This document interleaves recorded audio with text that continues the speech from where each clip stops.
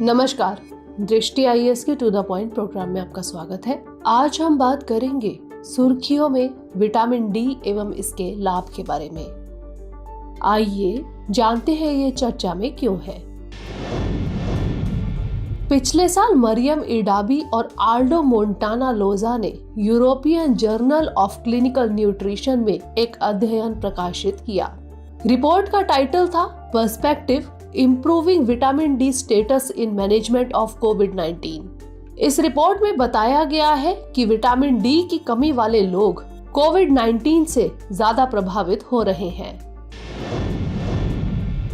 आइए जानते हैं विटामिन डी के बारे में। यह है वसा में घुलनशील विटामिन यानी फैट सोल्यूबल विटामिन होता है। इसे कैल्सीफोराल भी कहा जाता है। विटामिन डी के स्रोत निम्नलिखित हैं: मछली, मशरूम, अंडा, पनीर, बीफ, दूध, सूर्य का प्रकाश आदि। विटामिन डी की कमी से होने वाले रोग रिकेट्स बच्चों में और वयस्कों में ऑस्टोमलेशिया है। विटामिन डी के सिंथेसिस में निम्नलिखित शामिल हैं: जब सूर्य प्रकाश से पैराबैंगनी किरणें यानी अल्ट्रावायलेट रेज त्वचा पर पड़ती हैं, तो विटामिन डी का सिंथेसिस शुरू कर देती हैं।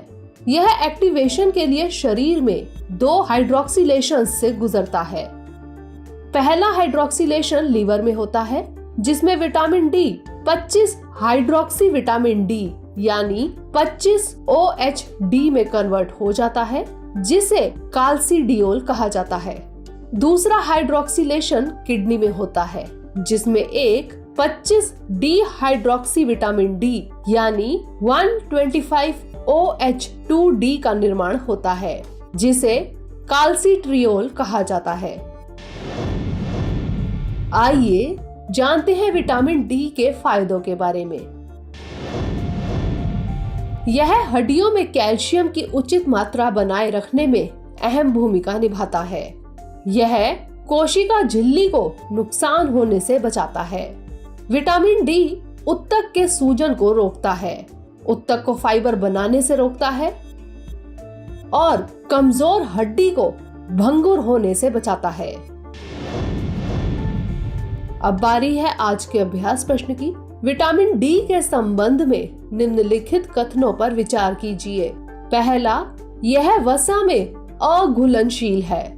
दूसरा, इसकी कमी से ऑस्टोमलेशिया नामक रोग होता है। उपर्युक्त में से कौन सा यहाँ से कथन सत्य है या फिर है?